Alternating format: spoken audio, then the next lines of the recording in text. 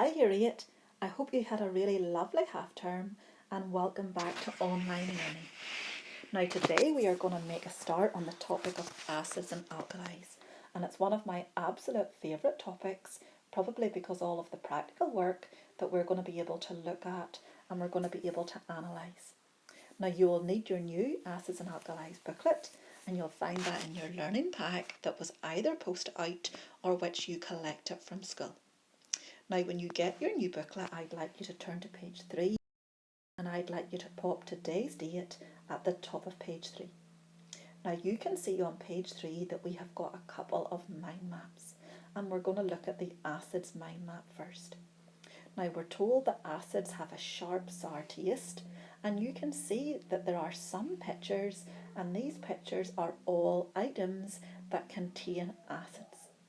Now I want you to pause the video, have a bit of a think, and I want you to see if you can add a few more arrows with some facts that you already know about acids. Now in the bottom half of the page then, we're told that alkalis often have a soapy feel. And again, there are a couple of pictures of items that contain alkalis. Now again, I'd like you to pause the video and I'd like you to do the same thing. See if you can add some arrows and add a few more facts that you already know about alkalis. Now if you weren't able to add too much more, don't worry, because we are going to cover everything that you need to know. Now on to page 4 then, you can see that we have got a couple of these hazard signs. Now we covered all the hazard signs at the start of year 8, but what we're going to do now is we're going to consider the ones that will be important for this topic. So you can see that we've got a couple and they both mean corrosive. Then we've got the exclamation mark, and we learned at the start of the year that the exclamation mark means that you've got to be cautious when you're using this chemical. Now we've a couple of blanks to fill in. We're going to fill in that strong acids and alkalis will all have this hazard sign on their bottle, so they can be corrosive. And we're going to mention a few strong acids and alkalis shortly. Now weak acids and alkalis we come across in everyday life, and we're going to chat about that in a few seconds as well. Most of them will have on their bottle this caution sign, and yes, we need to be cautious because weak acids and alkalis can be irritants. Now this means that if we were to get these on our skin, they might irritate our skin, they might cause a rash, but they're nowhere near as dangerous as these strong acids and alkalis, because remember, the word corrosive means that they could give you quite a severe chemical burn. Now, we're still working on page 4, and we're told a wee bit about acids having a really bad reputation. Most people, when they hear the word acid, assume that we're talking about strong acids that might be corrosive and might cause these really bad burns.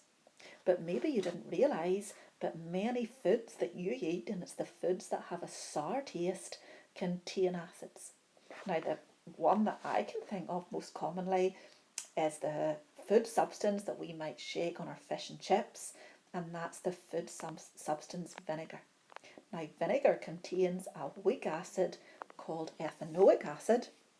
Vinegar clearly doesn't burn us because it's safe to eat, so this weak acid is not dangerous. But having said that, if I were to rub vinegar on my skin, chances are it would irritate my skin a wee bit, and that's why we would use it with caution. Now a few more foods, you can see the pictures on the screen. Oranges again contain a weak acid and they're safe to eat. They contain an acid called citric acid, as do lemons and as do limes. So weak acids are safe, we can use them, as long as we remember that if we use too much of them, they could well cause an irritation. On down page 4 then, we are told that sometimes we'll be using substances that are hazardous. You've already met some hazard signs, and we've mentioned those before, but what we're going to pause just now and consider are 3 acids that we would use in the lab. Now, these three acids are sulfuric acid, nitric acid, and hydrochloric acid. Now, these acids are all strong acids, and if we were to use them in the lab, they would all have the corrosive hazard sign on them. You can see that sulfuric acid in this picture and nitric acid have the irritant sign rather than the corrosive sign, because in this example, water has been added to the sulfuric acid and the nitric acid, rendering them then as irritants rather than being dangerous and corrosive. But if they're in a concentrated form before water has been added, all three acids would be corrosive. Now, it's important to remember the names and write them in the lines, because year after year we'll come across these acids and we will use them in the lab. And they are the three most common lab acids that you'll come across in chemistry. Now, I'd like you to pause the video once you have the three names written in. You can see then at the bottom of page 4 and the top of page 5, you've got a homework task. Now, you're going to go off and make friends with Google. I'd like you to look up the 4 images or the 4 items that you see in the table, and I'd like you to find out the name of the acid that we find in these 4 substances.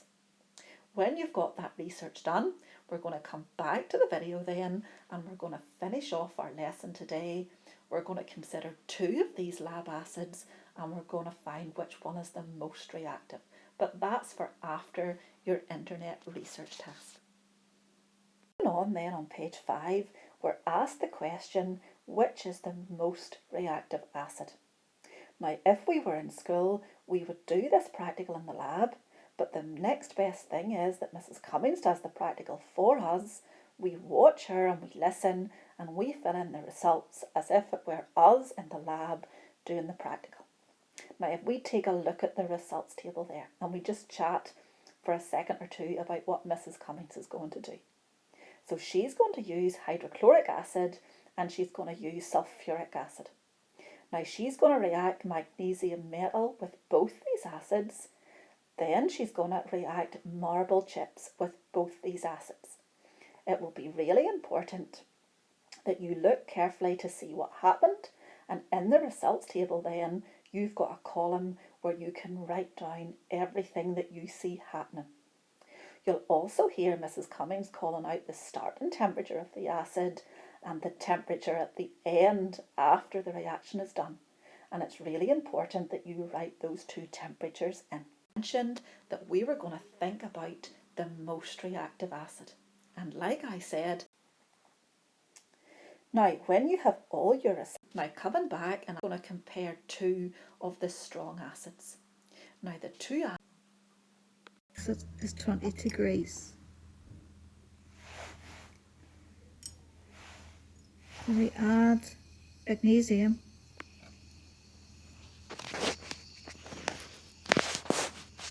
there is a reaction, it fizzes.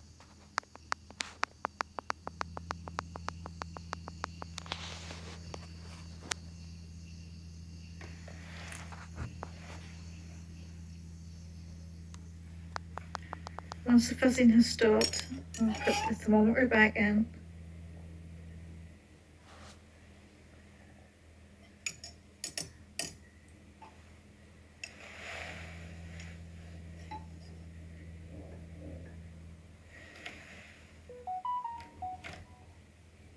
And the temperature has risen up to 23 degrees. Sulfuric acid, the starting temperature is 26 degrees. Once I add a piece of magnesium, again, there's a reaction, there's fizzing.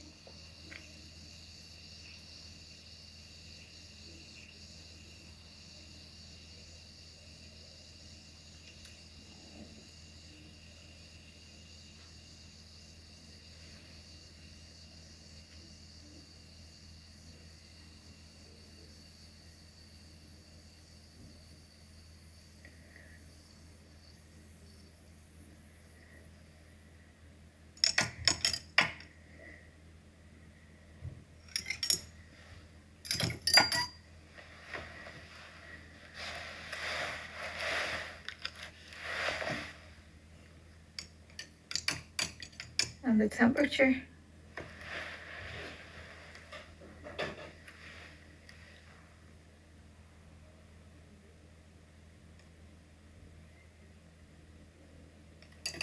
It's risen to 28 degrees.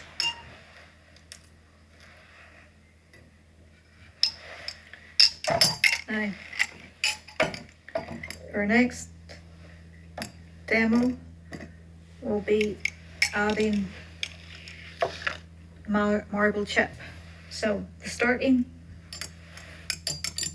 temperature of the hydrochloric acid is 20 degrees.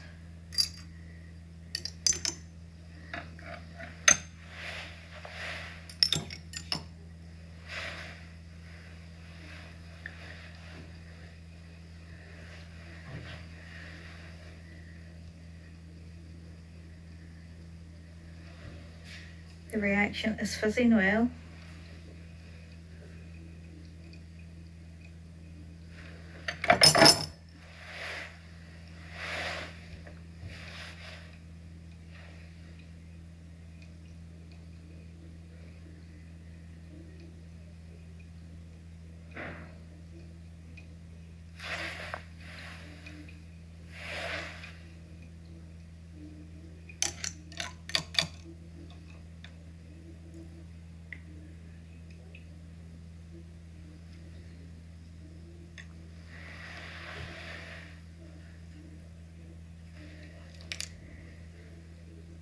Even though there is a reaction, the temperature is still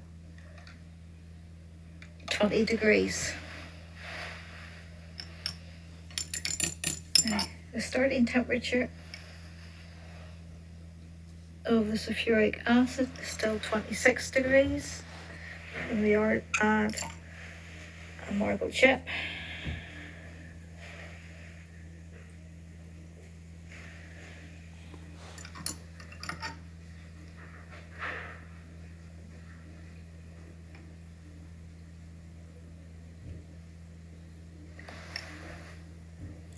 There's only a few bubbles.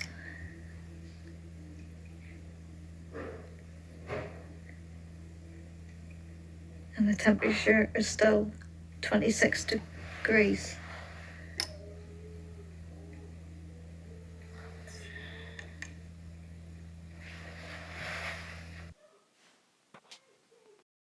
We are going to compare our hydrochloric acid and sulfuric acid. Now, if we were in the lab, we would do this practical, but the next best thing is that Mrs. Cummings does the practical and we watch along.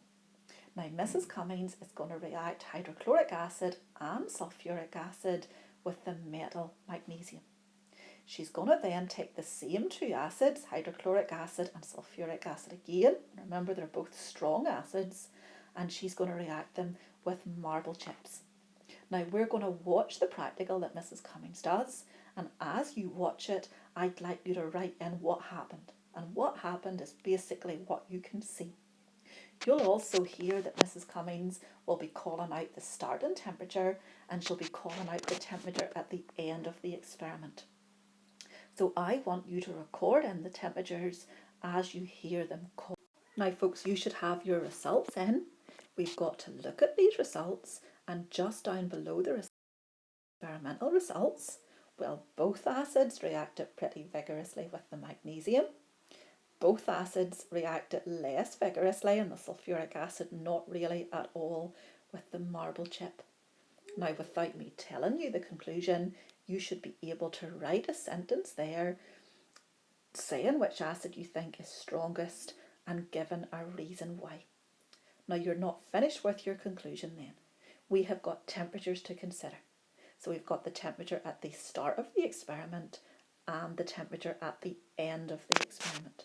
So we're looking here to see which had the biggest temperature increase.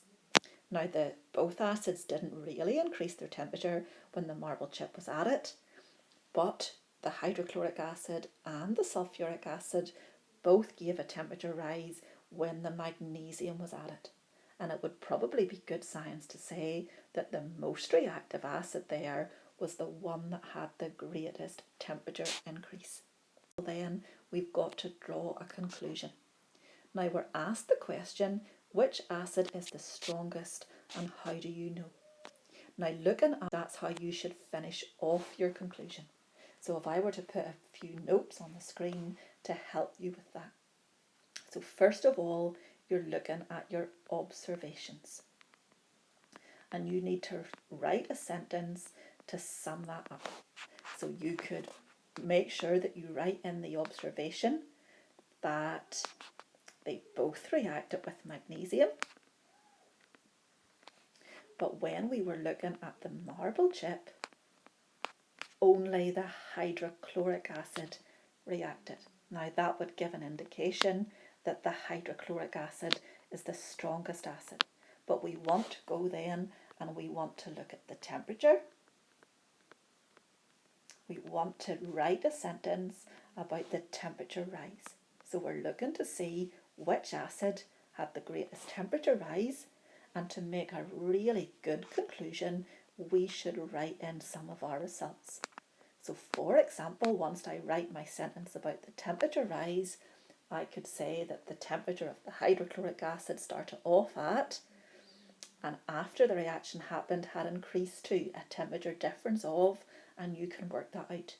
I could even write in that the temperature rise for the sulfuric acid was whatever you work out, and then I can draw my conclusion talking both about the observations and the temperature rise as to which of these acids is the strongest, and I'm backing up what I say by the experimental results.